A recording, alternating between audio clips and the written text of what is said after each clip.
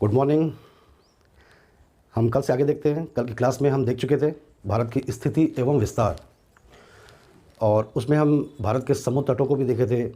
समुद्र तट पर कौन से बंदरगाह हैं उनको भी देखे थे, और कौन से बंदरगाह की कौन सी खास बात है वो भी, बहुत सारी बातों को हम कल देख चुके थे। और जैसा कि बात हुई थी कि आज हम देखेंगे स्थल सीमा। स्थल सीमा भारत की कुल कितने किलोमीटर लंबी है।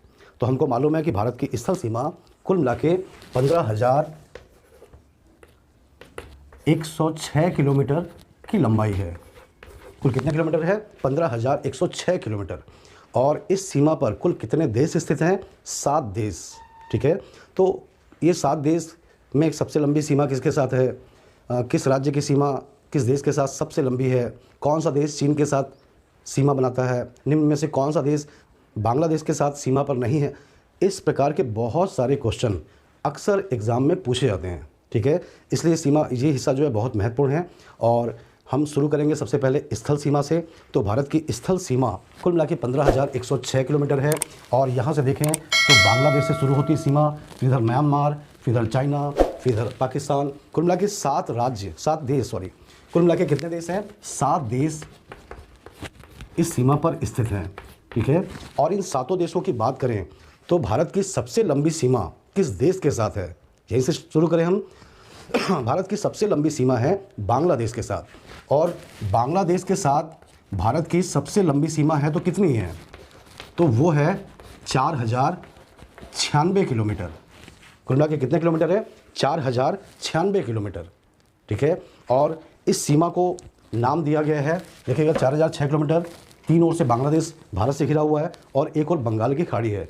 तो ये 4,096 किलोमीटर का जो एरिया है, तो इसमें हम देखें बांग्लादेश की जो सीमा है वो कहलाती है रेड क्लिफ लाइन। ठीक है, भारत और पाकिस्तान की सीमा भी रेड क्लिफ लाइन।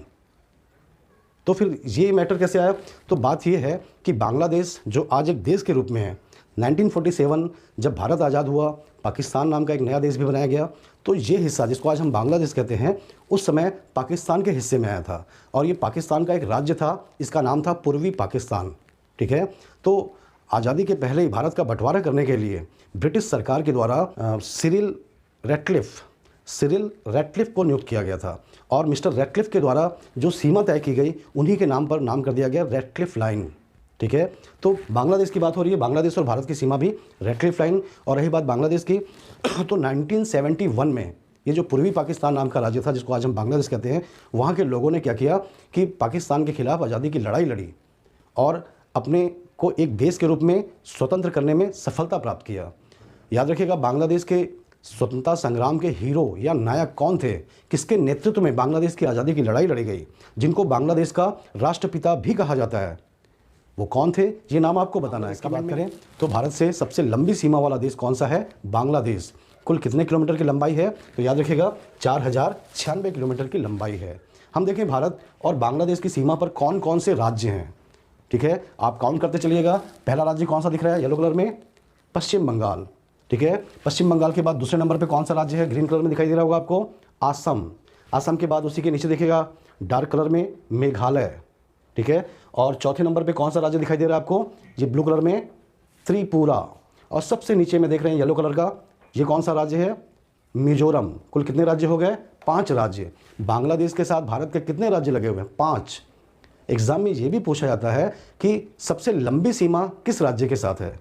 ठीक है, तो सबसे लंबी सीमा हम देख रहे हैं निश्चित है पश्चिम बंगाल। पश्चिम बंगाल और बांग्लादेश की सीमा को देखें तो पूरा का पूरा बांग्लादेश का पूर्वी हिस्सा और प्लस उत्तरी हिस्सा, उत्तरी और पूर्वी, पूरा का पूरा बांग्लादेश को कौन कवर किया है? पश्चिम बंगाल। तो सबसे ज़्यादा लंबी सीमा बांग्लादेश की किसके साथ है? पश्चिम बंगाल। याद रखिएगा सभी को। कितने राज्य टच हैं? कितने राज्य? 5 राज्य। ठीक, बांग्लादेश के बाद हम देखें तो दूसरे नंबर पर भारत के साथ सबसे लंबी सीमा के मामले में दूसरे नंबर पे है चीन। पहले नंबर पे बांग्लादेश, दूसरे नंबर पे है चीन। और चीन और भारत की सीमा कुल कितने किलोमीटर लंबी है? कितने किलोमीटर है? 3,488 किलोमीटर लंबी है भारत और चीन की सीमा। देख रहे हैं आप, ये चीन की सीमा यहाँ म्यांमार से चालू होती है। ठीक है, और कंटिन्यू देख रहे हैं अरुणाचल प्रदेश, फिर सिक्किम, फिर इधर उत्तराखंड, हिमाचल प्रदेश, ऊपर में लद्दाख। इस सीमा को नाम क्या दिया जाता है? McMahon line. क्या नाम दिया जाता है? McMahon line. 1914 में ब्रिटिश सरकार के द्वारा उस समय के भारत, उस समय की चीन, दोनों की सीमा को तय करने के लिए मिस्टर हेनरी मैकमोहन को नियुक्त किया गया और 1914 में ये सीमा उन्हीं के नाम पर डिक्लेयर कर दी गई, मैकमोहन लाइन। लेकिन तब से लेकर अब तक हम देखें तो उस समय का चीन काफ़ी कमज़ोर था, लेकिन आज का चीन काफ़ी शक्तिशाली है और काफ़ी तानाशाही रवैया भी है उसका, खासकर सीमा को लेकर बहुत एग्रेसिव है। और यही कारण है कि तब से लेकर आज तक हम देखते हैं चीन काफ़ी अतिक्रमण कर चुका है, भारत के अलग अलग हिस्से में अपना दावा कर रहा है। और यही कारण है कि भारत और चीन के बीच सीमा को लेकर आए दिन विवाद होते रहता है। सबसे पहले हम बात करें विवाद को भारत और चीन की सीमा पर, उसके पहले हम देखें कौन कौन सा राज्य चीन और भारत की सीमा पर है। तो हम देखें सबसे पहले यहाँ से चालू करें पूर्व से, अरुणाचल प्रदेश।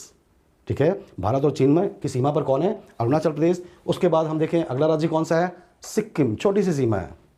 उसके बाद अगला राज्य कौन सा है? तो हम देखें सीधे उत्तराखंड।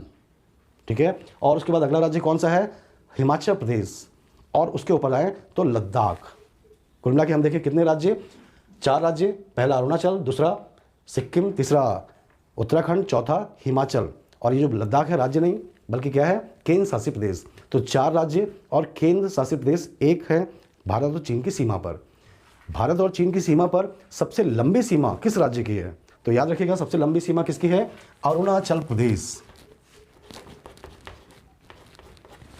अरुणाचल प्रदेश की सीमा चीन के साथ सबसे लंबी है अन्य राज्यों की तुलना में। ठीक है, हम देखते हैं इसके बाद तो इसके बाद हम देखें तो सीमा संबंधी विवाद और सीमा संबंधी चीन के साथ जो विवाद है उसका सबसे पहला जिक्र किसका आएगा? अरुणाचल। अरुणाचल में अभी हाल में सुने होंगे कि एक किसी भारतीय नागरिक को चीन की सेना ने क्या किया? किडनैप कर लिया, उसको बहुत टॉर्चर किया। भारत सरकार ने भी बात किया, उसके बाद 3-4 दिन के बाद उसको छोड़ा। उसके पहले भी आप न्यूज़ में सुने होंगे कि चीन के द्वारा अरुणाचल में यहाँ पर एक गाँव, एकदम अत्याधुनिक, एकदम मॉडर्न गाँव डेवलप कर लिया गया, विकसित कर लिया गया भारतीय सीमा के अंतर्गत। तो चीन अरुणाचल में बहुत पहले से दावा करते आ रहा है और उसका दावा है कि भारत में अरुणाचल में ये जो एरिया है, देख रहे हैं आप, ये जो एरिया है ये चीन का है। तो चीन इस हिस्से में अपने स्वामित्व का दावा कर रहा है और यही कारण है कि भारत और चीन में इस बात को लेकर, इस हिस्से को लेकर काफ़ी विवाद है और भारत भी काफ़ी कड़ाई से इस विवाद पे सामना कर रहा है। बहरहाल यथास्थिति मौजूद है, लेकिन आए दिन यहाँ पर विवाद होते रहता है। दूसरा हम देखें, दूसरा विवाद है डोकलाम। आप नाम सुनेंगे डोकलाम विवाद, 2017 में पहली बार जिक्र आया था इसका। एक्चुअल में डोकलाम जो है वो है भूटान में। भूटान में एक क्षेत्र है जहाँ पर भारत, चीन और भूटान तीनों की सीमा मिलती है। ये क्षेत्र कहलाता है चुम्बी घाटी। ठीक है, ये क्षेत्र क्या कहलाता है? चुम्बी घाटी। और इसी चुम्बी घाटी में डोकलाम पठार स्थित है। आप नाथुला दर्रा का नाम सुने होंगे। नाथुला दर्रा जो कि सिक्किम और तिब्बत के बीच का रास्ता है, सुने होंगे। इसी नाथुला दर्रा से 15 किलोमीटर दूर है ये डोकलाम नाम की जगह, डोकलाम पठार। यहाँ पर चीन के द्वारा, चीन की सेना के द्वारा सड़क निर्माण किया जा रहा था। जबकि भूटान और चीन के बीच इस बात को लेकर समझौता है कि इस क्षेत्र में कोई भी पक्का निर्माण नहीं किया जाएगा, लेकिन चीन इस बात को नज़रअंदाज करके यहाँ सड़क निर्माण कर रहा था। इसको लेकर भूटान की सरकार ने ऑब्जेक्शन लिया और भारत सरकार से इस बारे में राय लिया और भारत की सरकार भी काफ़ी एग्रेसिव हो गई। भारत की सेना वहाँ पहुँच गई, उनके निर्माण को रोकने लग गए। कुल मिला के 2017 में इस प्रकार की बातें न्यूज़ बनी थी। याद करिए आप, डोकलाम विवाद। तो हम देखते हैं डोकलाम विवाद क्या है। तो आप देख रहे हैं ये सिक्किम है, ये सिक्किम की सीमा, ये भूटान की सीमा, देख रहे हैं ट्रायंगल बन रहा है और ऊपर चीन है। अगर इसको मैं इसमें दिखाऊं तो इस तरह से हम देखें, सिक्किम है, ठीक है, इधर ये भूटान है और इधर का पूरा एरिया जो है चाइना का है। ठीक है, तो यहीं पे नाथुला दर्रा, ठीक है, ये भूटान है और ये चाइना है। ठीक है, तो ये जो पॉइंट है ये है डोकलाम। क्या नाम है? डोकलाम। और ये डोकलाम तिब्बती भाषा का शब्द है और तिब्बती भाषा का शब्द होने के कारण इस पर चीन अपना दावा कर रहा है। उसका कहना है कि ये हमारा ही क्षेत्र है। जो भी हो, तो इसी डोकलाम नाम की जगह पर ये विवाद है कि चीन कहता है हमारा है और भूटान कहता है हमारा है। तो फिर भारत क्यों इंटरफेयर कर रहा है? एक्चुअल में क्या है, 1949 में भारत सरकार, स्वतंत्र भारत सरकार और भूटान की सरकार दोनों के बीच इस बात को लेकर समझौता हुआ था। कब? 1949 में, कि भूटान के विदेशी मामले में और रक्षा के मामले में भारत मार्गदर्शन देते रहेगा, या कह सकते हैं कि थोड़ा बहुत इंटरफेयर करते रहेगा। और इसी कारण जब भी विवाद आया तो भारत की सेना तुरंत एक्टिव हो गई और चीन की सेना के द्वारा जो सड़क निर्माण किया जा रहा था उसको रोका गया। बहरहाल ये डोकलाम विवाद है, याद रखिएगा, हालांकि भारत में नहीं भूटान में, लेकिन ये हमारा ही विवाद एक प्रकार से, ठीक है। इसके बाद अगला सीमा संबंधी विवाद देखें तो वो है लद्दाख में। याद करिए, पहले एक राज्य हुआ करता था जम्मू एंड कश्मीर, ठीक है। फिर आगे चलकर क्या हुआ, भारत सरकार ने इसको 3 केंद्र शासित प्रदेश में बदल दिया, एक लद्दाख, दूसरा जम्मू और तीसरा कश्मीर। लेकिन हम पुराने जम्मू एंड कश्मीर राज्य की बात करें, जब ये केंद्र शासित नहीं थे, राज्य की बात करें, तो ये जो राज्य जम्मू कश्मीर आपको दिखता है नक्शे में, इतना बड़ा सा राज्य था, ठीक है। अभी भी भारत सरकार इसको अपना ही मानती है, लेकिन इस पुराने वाले जो क्षेत्र हैं इसका अधिकांश हिस्सा भारत के पास नहीं है। मात्र कितना प्रतिशत हिस्सा है, 46% हिस्सा है। सोचिए आप, उस जम्मू कश्मीर का आधे से कम हिस्सा भारत में है और आधे से ज़्यादा हिस्सा मतलब 54% हिस्सा चीन और पाकिस्तान के पास है। बात समझ में आ रही है आपको? तो हम देखें, चीन के हिस्से में जो है वो है अक्साई चीन, और ये पाकिस्तान से मिला हुआ लीज पर मिला हुआ क्षेत्र है। हम देखें अक्साई चीन का क्षेत्र कितना है, तो अक्साई चीन का क्षेत्र है, तो अक्साई चीन का कुल क्षेत्रफल आप देख रहे हैं कितना, 37,244 वर्ग किलोमीटर। आप अंदाजा लगाइए कितना बड़ा एरिया है। और तो और हम देखें, इसको पाकिस्तान से भी लीज पर कुछ हिस्सा मिला है लद्दाख में ही, और वो लद्दाख का हिस्सा कितना है, 6,994 वर्ग किलोमीटर। बात समझ में आ रही है आपके?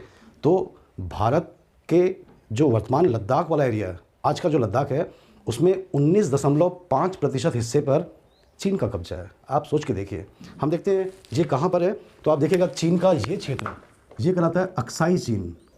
ये एरिया आप देख रहे हैं, ये कहलाता है अक्साई चीन, और ये एरिया कितना है, 37,244 वर्ग किलोमीटर, ठीक है।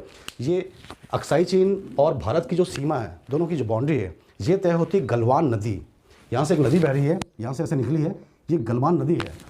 गलवान नदी कर लें, गलवान नदी के आसपास का एरिया गलवान घाटी, तो गलवान नदी के उस पार का एरिया, उत्तर का एरिया चीन के कब्जे में है, और गलवान नदी के दक्षिण का एरिया भारत के कब्जे में है। और यही सीमा कहलाती है LAC। LAC मतलब क्या हुआ, लाइन भारत के लद्दाख और चीन के बीच की सीमा है, ठीक है। और ये LAC कौन सी नदी है, गलवान नदी। और इसी गलवान नदी के पास में यहाँ पर आप देखेंगे कौन सी झील है जो बहुत फेमस है, चर्चा में, पेंगोंग झील।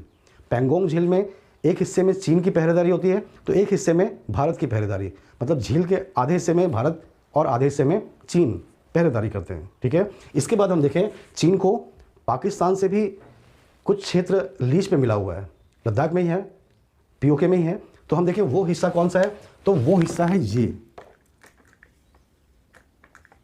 ये हिस्सा जो है चीन को लीज पर दे दिया है पाकिस्तान ने। और ये एरिया टोटल कितना है, 6,994 वर्ग किलोमीटर। आप अंदाजा लगाइए कितना बड़ा एरिया होगा ये, ठीक है। यहीं पर स्थित है काराकोरम दर्रा, इसी के नीचे में थोड़ा सा POK में, चाइना के नहीं, पाकिस्तान वाले हिस्से में कौन सा दर्रा, काराकोरम दर्रा। और जैसा कि आप जानते होंगे कि काराकोरम दर्रा संसार का सबसे ऊंचा दर्रा है। एग्जाम में पूछा जाता है कि काराकोरम दर्रा किन 2 देशों के बीच रास्ता बनाता है, तो याद रखिएगा आज के समय में पाकिस्तान और चीन के बीच का ये रास्ता है काराकोरम दर्रा, याद रहेगा सभी को। तो कुल मिला के हम चीन का कब्जा देख रहे थे, तो चीन का कब्जा कुछ अक्साई चीन में और पाकिस्तान से लीज पे मिला। इसी प्रकार हम देखें तो उस समय के जम्मू कश्मीर राज्य के बहुत बड़े हिस्से में पाकिस्तान ने भी कब्जा किया हुआ है, और पाकिस्तान ने जो कब्जा किया हुआ है वो कहलाता है POK, पाकिस्तान ऑक्युपाइड कश्मीर, ठीक है। पाकिस्तान ऑक्युपाइड कश्मीर की बात करें तो वो एरिया है, आप देखिएगा,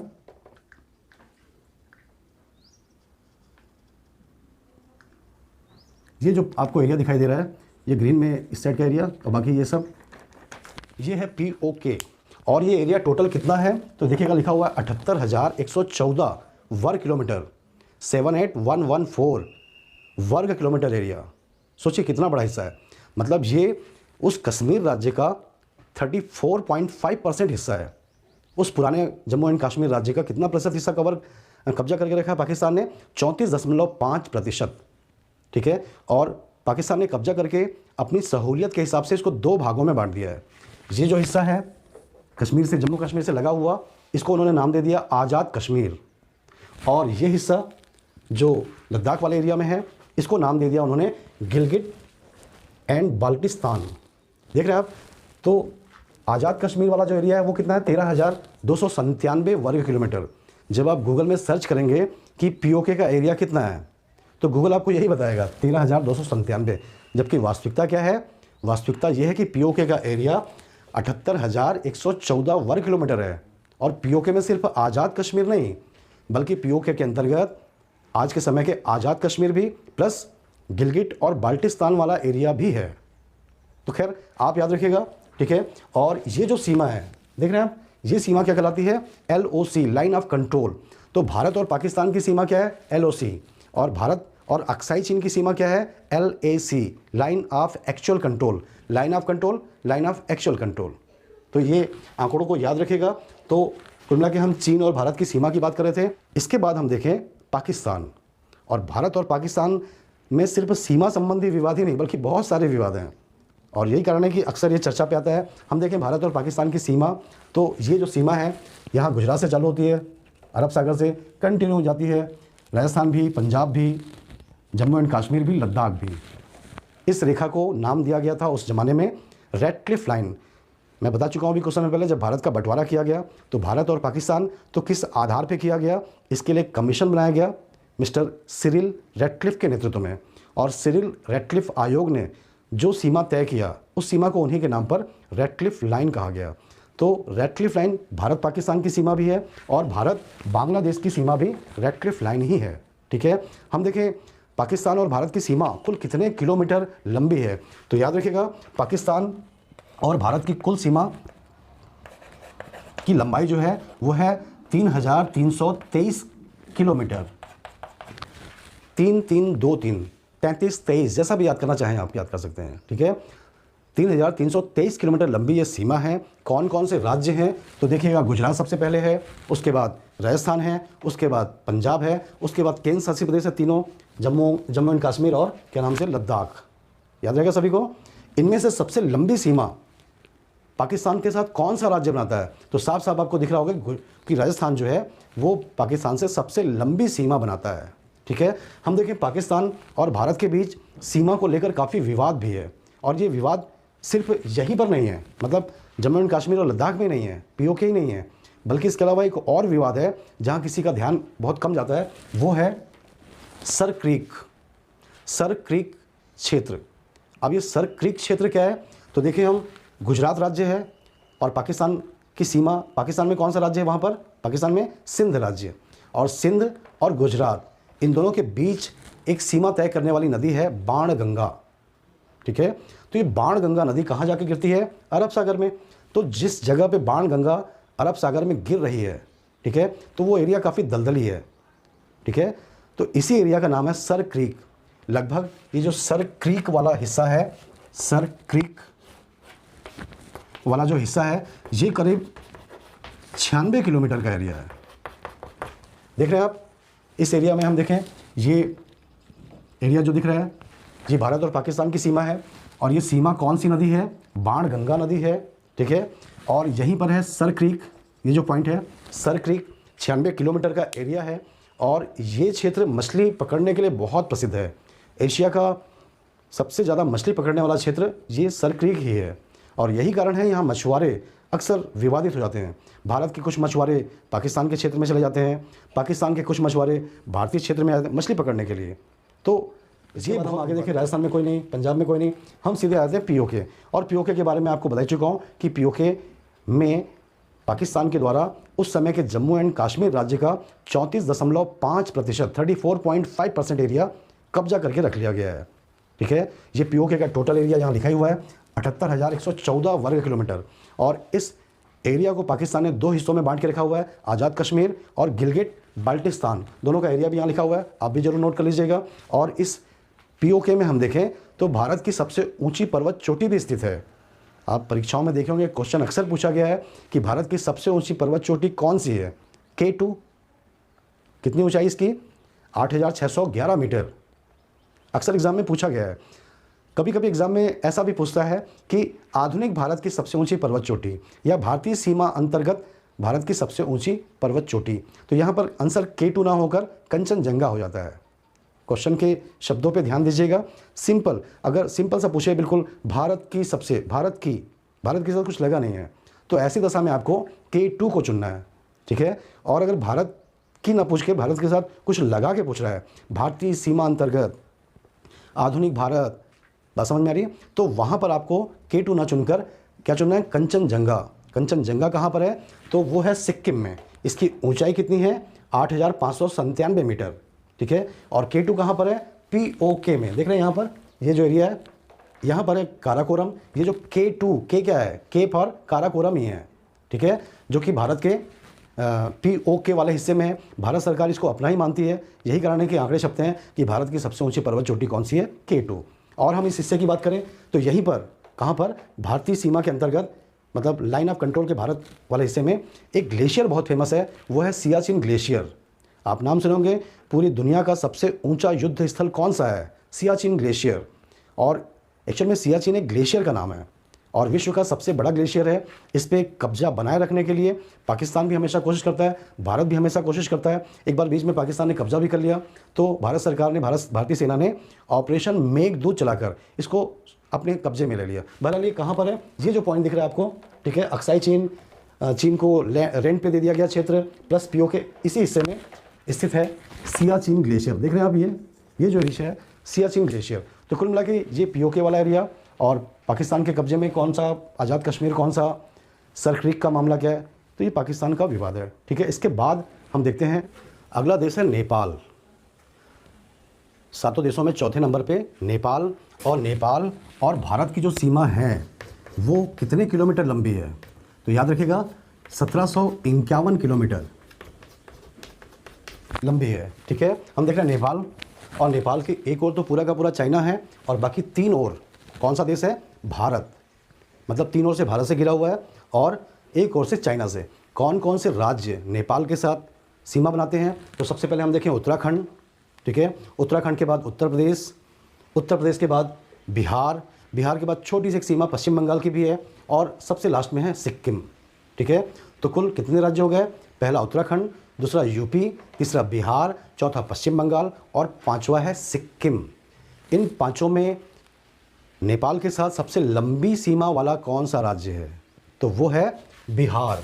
कौन सा राज्य है, बिहार की सीमा नेपाल के साथ सबसे लंबी है बाकी अन्य राज्यों की तुलना में, ठीक है।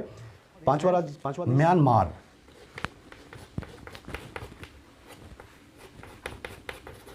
और म्यांमार की बात करें तो भारत के बिल्कुल पूर्व में स्थित है, ठीक है।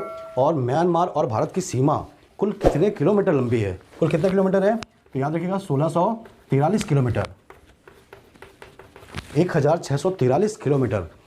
म्यांमार और भारत की सीमा पर कौन कौन से राज्य स्थित हैं, तो देखिएगा ये राज्य कौन सा दिखाई दे रहा है आपको, पीला रंग का, मिजोरम, ठीक है। मिजोरम के ऊपर देखिएगा पिंक कलर का कौन सा राज्य है, मणिपुर, और उसके ऊपर जाएं नागालैंड, और उसके ऊपर जाएं तो म्यांमार।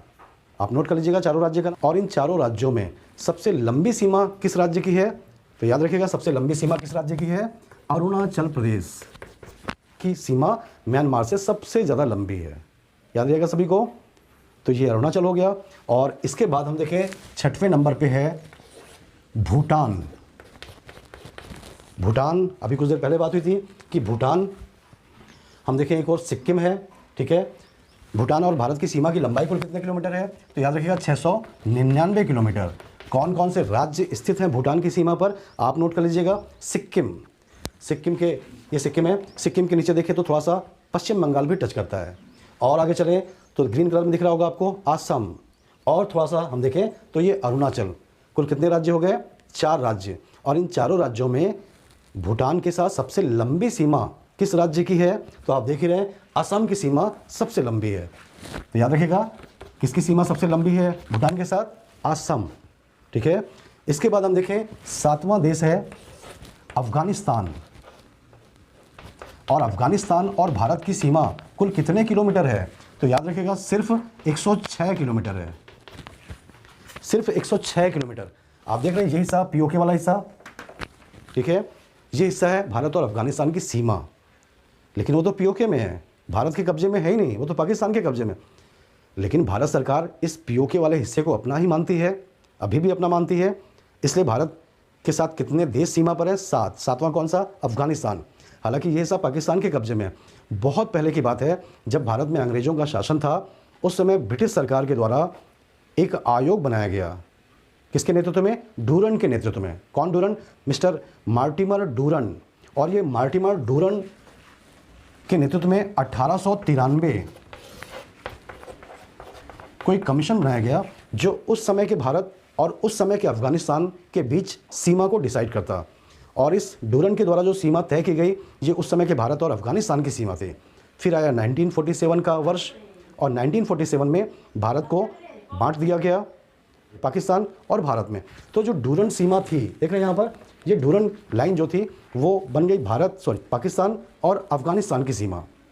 अब डूरन लाइन जो है भारत और अफगानिस्तान की सीमा नहीं, बल्कि पाकिस्तान और अफगानिस्तान की सीमा तय करती है। तो इसी का एक छोटा सा हिस्सा हम देखते हैं पीओके के साथ टच करता है, जो कि मात्र 106 किलोमीटर की दूरी का है।